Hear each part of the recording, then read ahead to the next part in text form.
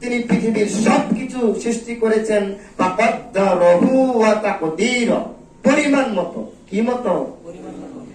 যেখানে যতটুকু লাগবে, যার যতটুকু লাগবে, যেখানে যতটুকু লাগবে, যার যতটুকু লাগবে, কোন প্রাণীর চাহিদা কি, এই সব কিছু তিনি পরিমিতভাবে পৃথিবীতে দিয়েছেন। এর নাম খালিক, এর নাম আল্লাহ।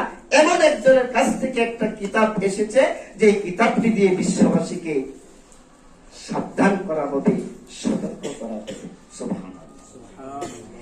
এমন একটা ফুরকান থেকে, এমন একজন আল্লাহর পক্ষ থেকে আসা কিতাব থেকে আমি তেলাওয়াত করেছি যে আয়াতটি।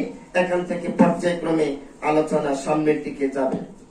তাহলে আজকে আলোচ্য বিষয় হচ্ছে রহমানের বান্দাদের বৈশিষ্ট্যাবলী, রহমানের বান্দাদের গুণাবলী। বলে না, এই বৈশিষ্ট্য থাকলে সে বৈশিষ্ট্য মণ্ডিত হয়। অনেকগুলো বৈশিষ্ট্য, অনেকগুলো সিফাত, অনেকগুলো গুণ তার মাঝে আছে। সুবহানাল্লাহ। এখন আমরা যারা রহমানের বান্দা বলে দাবি করি, আমাদের মধ্যে কি কি গুণাবলী থাকবে আল্লাহ একদম চমৎকার ভাবে বলে দিয়েছেন। রহমান, রহমানের নামে আল্লাহ নিজের নামে একটা সূরাই নাজিল করেছেন। এটা 55 নম্বর সূরা। আর রহমান তিনি মেহেরবান, তিনি মহিয়ান, তিনি গরিয়ান, তিনি ক্ষমাশীল, তিনি অসীম দয়ালু, তিনি গফুর। আর রহমান আল্লামাল কুরআন, তিনি সবচেয়ে বেশি যে দয়াটা করেছেন সেটা আমাদেরকে কোরআন দিয়ে। কি দিয়ে? কোরআন দিয়ে। একটা সংবিধান রক্ষার জন্য দেখেন, সংবিধানের আর্টিকেল নিয়ে কত মানুষ টকশোতে বসে। একটা সংবিধান, একটা কিতাব, একটা বই, এটা সংসদে আইনমন্ত্রীরা মিল্লা এটা বানাইছে। এটাকে রক্ষা করার জন্য নির্বাচনের শুরুতেই পাশ করার পরই এটার উপরে শপথ গ্রহণ করে আমরা আমাদের সবকিছু দিয়ে এই বইটাকে রক্ষা করব। এবং মন্ত্রীরা অর্ডার দিবে, প্রশাসন প্রধানরা অর্ডার দিবে, যারাই এই সংবিধানের বিরুদ্ধে কথা বলবে তাকে ঘর থেকে ধরিয়ে আনো। এটা পবিত্র সংবিধান না? এটা আমরা সময় নষ্ট করে এটা বানাইছি না? এটা আমরা নির্বাচন করে আসছি না?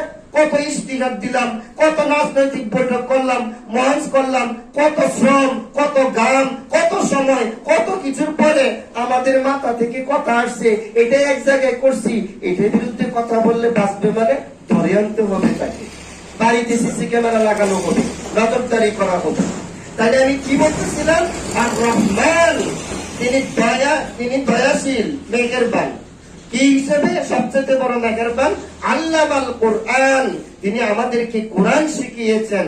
আল্লামাল ইনসান, তিনি খলাকাল ইনসান, তিনি মানুষ সৃষ্টি করেছেন।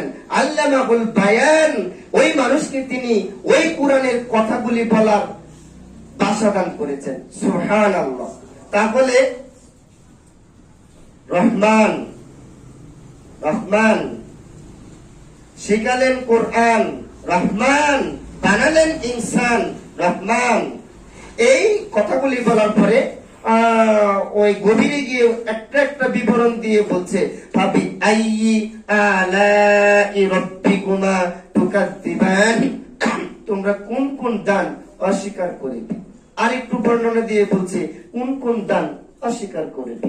ক্ষমতা থাকলে পৃথিবীর কেউ এটা দেখা, এই দান অস্বীকার করি, এই দান অস্বীকার করি। সুশীল মহল কোথায়? 2 দিন যাবত রুদ্র উঠে না, তারা রুদ্র ওঠার জন্য একটা বৈঠকে বসতে পারে না। কই? এই যে কুয়াশার মধ্যে নদী পথে গাড়ি চলতে সমস্যা হচ্ছে, কি নদী পথে ওই নৌযানগুলি চলতে সমস্যা হচ্ছে, এবং স্থলপথে এই সমস্ত যানবাহন গুলি চলতে সমস্যা হচ্ছে, একটা বৈঠক বসুক। কোন কোন দান অস্বীকার করবে? কিসের মালিকানা দেখায়? কিসের সার্বভৌমত্বের অধিকারী? কিসের মাতব্বরীটা তোদের? কিসের মাতব্বরীটা? আমার সাথে এমন করবে কেন? প্রথমেই বলছে জগৎবাসীকে সাবধান করার জন্য। আপনি বলবেন হুজুর কথায় কথায় আপনি এই ধরনের কথা আনেন কেন? এই যে প্রথম আয়াতে যে আল্লাহ পাক বলছে জগৎবাসীকে সাবধান করার জন্য, তো জগতের ভিতরে আরো সব রয়েছে, কথা আসবে না মানে? না আসলে আপনারা কেউ এখানে খুতবা দেন, আমি পারবো না। প্রিয় উপস্থিতি, রহমানের বান্দাদের গুণাবলী, রহমানের ব্যাপারে এই আয়াতের এক আয়াতের আগে আল্লাহ রাব্বুল আলামিন বলছেন তারা বাড়ি থেকে একটা সেজদা দিবেন, এটা সেজদার আয়াত। ওয়াইদা কিলা লাকুম উসজুদু লিররহমান, যখন তাদেরকে সাজদা দেওয়ার জন্য বলা হয়, নত হওয়ার জন্য বলা হয়, তখন ক্বালু, তারা বলে ওমার রহমান, হ্যাঁ তোমরা বললি সাজদা দিব, রহমান আবার কি? রহমান আবার কে? রহমান আবার কি? না খাবার জিনিস, না পোশাক, নাকি ব্যবহার করার জিনিস? রহমান আবার কি? আনাসজুদু লিমা তা'মুরুনা ওয়া যাদাহুম নুফুরা, একটা বললি আমরা মেনে নেব, সাজদা দেওয়ার কথা বললি আমরা সাজদা দিব। অর্থাৎ যাদেরকে বলা হতো আল্লাহর সামনে নত হও, আল্লাহর বিধান মেনে নাও, তখন তারা পাল্টা জবাব দিছে, হ্যাঁ রহমানের কথা মেনে নেব, রহমান আবার কি? এরপরে আল্লাহ যারা মেনে নিবে, যারা মেনে নিবে তাদের কার্যক্রম কি হবে ওইগুলি বলছে। সুবহানাল্লাহ। এই কোরআন মানে ধরলে এই আলোচনা, এই জ্ঞান, এই বক্তৃতা, এটা তো শেষ হওয়ার নয়। এক আয়াত দিয়ে আরেক আয়াতের তাফসীর হয়। সুবহানাল্লাহ। এটা না বললা আমরা মসজিদে মসজিদে গাল গল্প দিয়ে জুমার দিন মানুষকে বিদায় করে দিই, আমরা নাকি সমাজের হিতাকাঙ্ক্ষী। আর আপনাদেরকে কাঁদাতে পারলে হুজুর খুব ভালো, মনটা নরম করে দিছে। একটু হাসাতে পারলে হুজুর খুব রসিক, হাসাতে পারছে। আরে আমরা যে হাসাই আপনার সাথে ভালো থাকার জন্য, আপনার যে কাঁদাই, ওই সামনে রমজান এলে ওই সারা বছরে হাদিয়াটা দিয়ে দিবেন না, পকেটটা একদম গরম হওয়ার জন্য, একদম মানে। আর পাঞ্জাবের পকেট কিন্তু একটু বড়ই থাকে, সবার না, হাজারে 2-1 কথা। প্রিয় উপস্থিতি, এবার আসুন একটা একটা করে রহমানের বান্দাদের গুণাবলী বলতে থাকি। وعباد الرحمن الذين يمشون على الأرض هونا وإذا خاطبهم الجاهلون قالوا سلاما।